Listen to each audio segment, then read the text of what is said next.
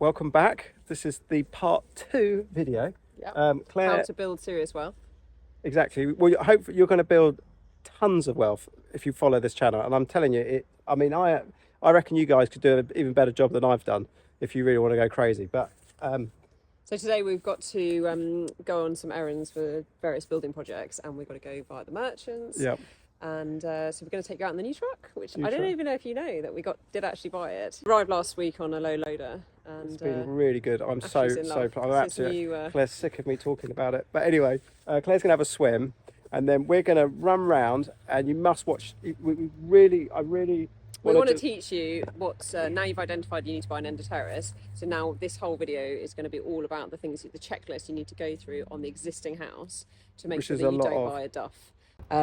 So you will have identified that there is an end of terrace. It has a plot on the side for 1, 2, 3 potential houses, but you now need to check all of these things that we're going to talk through in the video. We're going to just drive around. We're going to show you stuff we've bought, stuff that you could buy, things to look out for. So there's a lot in this video just but if you message us, yeah, we'll send you. We're going to send you a list. So, and I think that list could be invaluable. You've got to subscribe as well. Yeah, you've got to subscribe and make sure you like. But right, you have a swim, we'll see you out there. And we'll see you in a minute. Right, so we're in the new truck. Isn't it amazing, Claire? Yeah, it is. It's so quiet, and I don't think it is actually amazing. If you're speaking, if I'm on the phone to Ashley and he's yabbering away, asking me to order stuff from the merchants, I can actually hear him for once. Whereas in the last one, it was just a nightmare. So we just need to improve the signal. The internet providers or phone people could do that, that'd be a marvel. But anyway, so we're on our way to well, we've got a few jobs to do, but the first thing, following from the previous video, we need to make sure that the property that you buy is suitable for renting, because that is primarily is what you're going to be stuck with if it goes Peter Tom. So if that needs to stack up in its own right, and also for all the people out there that are about to buy a buy-to-let, you need to be doing the strategy. So you need to watch the first video and this video and the next few videos, because why go and spend £80,000 on something you can't add any value? I mean, you've got nothing to do. Even if you just got the planning and didn't do anything else, you've increased its value massively. It's going to be easier to sell. So you need to do this. Okay, so this is the strategy. So we basically, in the first part, we've identified that we're going to be buying end of terrace with a plot on the side. There's a classic an absolute winner there. Winner there. On the end. Go a bit further that way. I don't know. Yeah, so there we've got 2 garages and an access. So there's an 100% one can go on the side of that one. So there's one. We haven't even driven very far at all. Yeah. So now we've looked at Rightmove. We're heading off, and we're going to find some houses, and we're going to show you some of the houses that we've done. But we need to make sure that the rent stacks up for the buy-to-let. We need to make sure that the property has got it's not. We're not looking. So this is one of the key points: is we do not want to be buying fussy houses that are going to be causing us hassle. We just want that, because we don't want pretty. No, well, basically, there's no harm in a house being pretty, but if it's got a huge wisteria growing over it, and it's got like flint walls and solid walls as well, so sort of, ones without cavities, solid walls, complete disaster. Wouldn't waste any time with those. And all like cottagey, it's just going to be a maintenance nightmare. And trust me, your tenants are not responsible for anything. It'll be down to you. So you want to buy stuff that's hassle free. So you want stuff that's really sort of a bit vanilla looking, really, I'd say. But I mean, obviously check the areas, and you've got to like what you buy. But I don't generally like necessarily. I'm not really worried how it looks. I'm just interested in if I can get a plot out of it. Really, that is my strategy. I'm not really too worried about how it looks. So we've got to, first of all, we're going to look at when you're going down this road, you're going to look at the rental strategy. So you want to make sure that the area is suitable for buy-to-lets. Yeah. That you've got a good market, whether that is going to be. I mean, we're focusing really on private houses and houses for families. So that's really the area. Whereas obviously, if you're in a student area, you could definitely look down the whole student route. So you sort of have to choose your market, and our advice would be stick to an area so that you really learn it. And you don't also if you're managing your rentals once, if you don't have a managing agent or something like that, or even if you do want everything relatively close by, so it's sort of easier. You are definitely setting your foundations in a particular area, literally, when you start a strategy like this. I mean, you know. So you want to, first of all, you want to look to check, obviously the rental, whether there's a good rental market. Then you want to look and see what is the EPC rating of the existing house. So we are only focusing on the existing house. We are not interested in this video. Oh my gosh, it's massive lorry. We do not want to be looking. We've worked out that we're going to get a plot on the side, or 2 or 3 houses, but you need to do all of the checks on the existing house. Otherwise, you'll end up with a complete, disaster. So my ideal scenario is a house with plastic windows.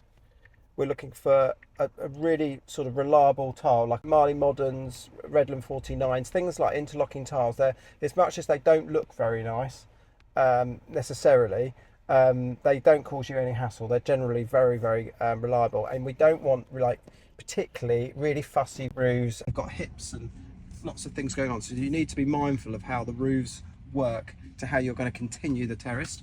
I'm not saying it's a deal breaker, but just be mindful of the fact that these things. Well, also when you're extending the terrace. Well, when we extend the terrace, the ridge line. Yeah, so we want to potentially follow the ridge line. So you kind of need to. Okay, there might be room on the side, but we need to be thinking about sort of what the street scene's going to look like. So that's Well, let's finish with the construction type. So we want to make sure it's got cavity walls. So cavity wall, we've said that. We need to make sure the roof is got good tiles on there. We also, flat roofs, be mindful of the fact that the flat roofs are higher risk for things going wrong. The UPVC fascias and soffits, that's a bonus. I mean, I would immediately buy a house and just do that anyway as an upgrade, because obviously it's more maintenance free. So things like that. And then obviously solid walls. If they've got suspended floors, that's another sort of thing I don't really like, because that just is another weakness. Well, yeah, you get rats under the floors. We actually lived in a property, and it was a terrace property, and they can be an absolute nightmare. There was a rat issue further down the road, and I tell you what, every single house ended up having the whole problem. So it was. Well, the tenant had one looking at her. I mean, the rat was literally looking. She said, "Ashley said we've got a serious problem here," and I was like, "Well, what is this?" She said, "Well, I came into the kitchen, and the rat was looking at me on the table," and I was like, anyway, the rat guy said it was possibly the worst infestation he's ever come across. So bear in mind, like when I build houses, you need to make sure you plug every hole, because I tell you what, if they find a way in, the damage they can cause. And they love the wires as well, don't they? Wires, everything. I mean, they're an absolute. I mean, he said you've created this beautiful hotel for your rats. He said they've got water, they've got a lovely cavity they can live in, and then they just go to the kitchen and eat all your food. So really and truly, to have an easy life as a landlord, it is critical that you do these things, because you don't really. So you want low maintenance houses, and they're not necessarily the kind of that lovely cottage, pretty sort of and listed. Oh my gosh, you do not want to go near anything. Well, that's why I said not pretty, because basically anything. That is a red flag. If it's listed, I wouldn't even pick the phone up. I mean, it's just that's the end of it. So that's and then also if you're in a kind of a national trust area, or like not national trust, but in a conservation area. These are just red flags for more hassle with the plan. I mean, the planners are going to tie you. It is all feasible. You want to make your first house simple. Well, all of your houses, you want to have it simple, because Ashley said before in the last video that you don't get an award for making your life complicated. Absolutely. At the end of the day, you're going to make more of that if it's simple. Drive around and get a real feel for the area, and just sort of use a bit of like AI to kind of visualize what you're trying to do. Right, should we get to Travis Perkins? There's not a soul in this place, and there's material everywhere I look, so there's no material shortages. So this backs up our whole chat in the last video that builders are going to be screaming for work to build you at your house and build your dream. To go out, buy your property, and get these builders back in work. Yeah, exactly. Yeah, these poor guys, they need. Tell you what, we should work for the government. They need speculators to create the wealth for not just. I mean, obviously we make money out of creating the wealth, but also we're we're feeding all the builders out there and the merchants, the whole industry, the whole industry benefits from us doing this. So if we all just sat in bed and didn't do anything, everyone will suffer as well. Plus we'd be bored. Plus I'll be so bored. Oh, lovely little face. He's gorgeous. That's a good one, although actually Yes, I did look at this one here. This is another one I looked at, but it's the same thing again. If you were to bring the terrace forward, it would come in front of the build line. That's the other thing. So there's most streets have like a natural build line. So when you're looking at it on sort of Google Earth, you need to bear in mind that if you bring your property, if your property has to project in front of the build line, that's another thing. These are other things you've got to consider. So here, the street scene, there's a real precedent of this type of style, and you would be changing the kind of the dynamic of it by building gables on the end. So I would be nervous of these type of ones. But like here, you see now, you might be able to knock off all that. It tapers off a bit. It's probably still a bit tight. So it's a bit risky. Don't like risky. Yeah, and to be honest, the first one you buy, it needs to be an absolute slam dunk of a house. If you're enjoying this content, please like and subscribe. This is just a filter in order for you to kind of get through the first sort of stage. Hurdles, and to avoid any sort of pitfalls and things like that. But you must engage with all professionals. Exactly. And take your time. I can tell you it takes us about probably a lot of our projects we look for over a year. Oh yeah, and easily. We just have stuff in the pipeline because planning takes a very long time too, and it is better that you take your time than risk your money. Yeah. And the idea of the filters, what we're talking about, what this is doing is it's helping you reduce your cost by having this knowledge. You're not going to be wasting loads of money. Like an architect might look at it and go, absolutely no chance because of this. Yeah. And if you just do these checks, you're not going to waste. Normally, by the time I've engaged the architect, it's virtually a done deal. And the architect's like, how do you find these? Well, the only thing I'd say is that we do have the capability to do kind of drawings at home and things. So yeah, I mean we do stuff, but like with ChatGPT now, you could literally photograph a house and say stick a house on the side of it, and it will be pretty good. I mean, but you've got to, you've got to do your research and make sure you get.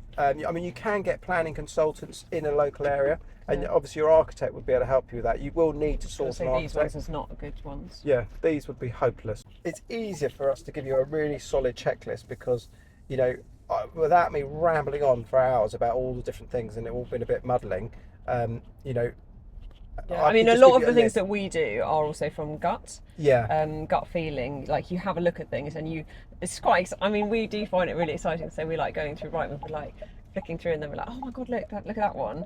And then you have to look. You look at hundreds, and then there might be one or two that. Yeah, and then you have to go and invest the time and look at it, and in person, not just on your laptop. There's a side door on this one, and then there's you see the gable. It's going to be, you're going to end up with a great big valley going also, through. it's not a natural extension of the terrace because look, it's symmetrical on either side. So exactly, that's a non-starter. Yeah. And don't expect to find the first house immediately. It just doesn't work like that. If you do have to grind this out and just. But there are lots of houses out there. Yeah, please like and subscribe.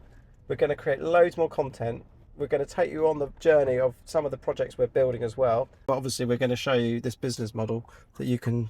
I want to see you guys create some money and tell us how you do it. And it'd just be so interesting to see if anyone can actually, uses these tips. Because I mean, we've done really well out of it, and we're still doing, still looking for these similar projects.